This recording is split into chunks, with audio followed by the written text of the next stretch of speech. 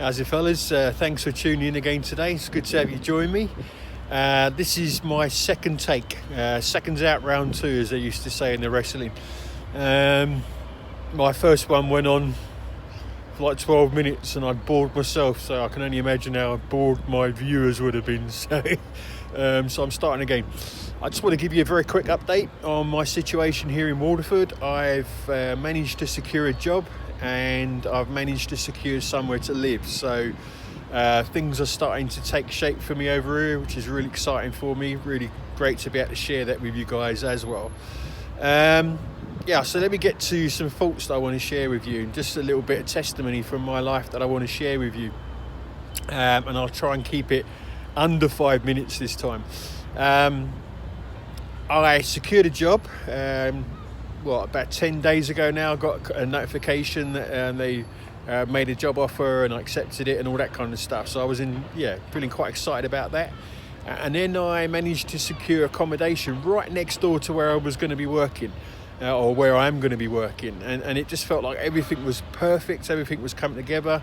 And then the Okie, that kind of, the guy that runs the place or owns the place, I would have been sharing with 5 others, I think 6 others, something like that. It was quite a busy place, obviously. He was a bit to and fro-ing, up and down, and yes and no, and all that kind of thing. And then we had many discussions, and it felt like it was all set. And then he let me know quite late at night that the person currently renting the room had decided not to move out. So it kind of threw me into a bit of a tailspin, to be honest. And for a couple of days I was in a bit of a state, I was like, oh my word, I've got a job now, I've not got anywhere to live, the accommodation I'm staying in is coming to an end, and I just got myself into a right old state, and was feeling depressed about it all, and just in a really bad place.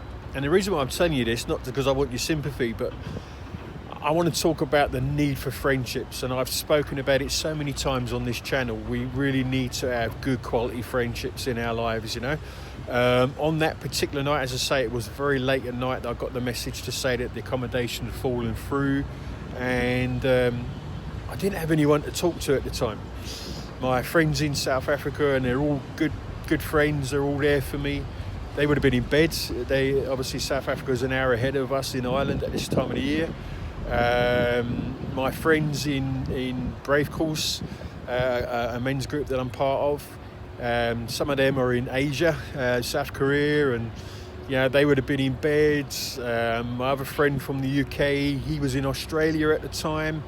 I've got other friends around the world, but I just didn't, I knew that it wouldn't be available at that time, so I had no one to talk to, and that just made everything really worse for me. Again, I'm not just sharing this for sympathy. What I want to do is I want to encourage you to build good friendships in your life, friends that you can talk to about things, not just friends that you talk about the weather, or you talk about the rugby, or you talk about some of the politics in life. I'm talking about friends that you can really get to the deep things that's going on in your life, I needed that.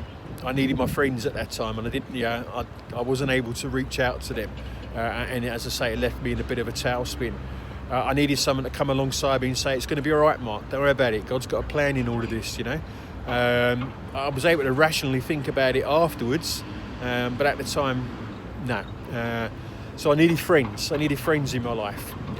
So what I want to do is I want to encourage you to build those friendships. And it's going to take work, eh? You don't just build those friendships overnight. You've got to invest in other people and allow them to invest in you. Sometimes we're good at giving help, but not always good at receiving it. So you've got to be prepared to invest in other people, but allow them also to invest in you. At the same time, look for these people. Go out and look for them. Don't just wait for them to come and knock on the door.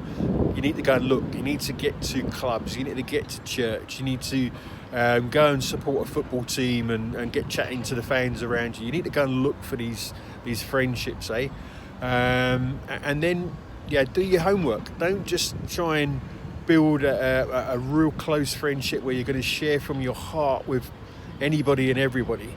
Do your homework on the person. What have I got in common with them, and what interests have they got, and what are their morals like and their character like?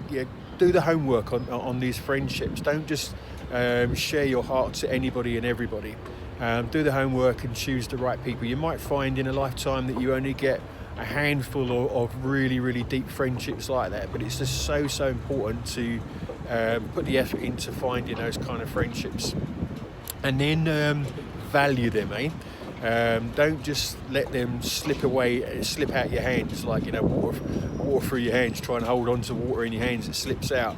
Value those friendships. I've been guilty in the past of having really good friendships, and then I've kind of moved on and I've let those friendships go.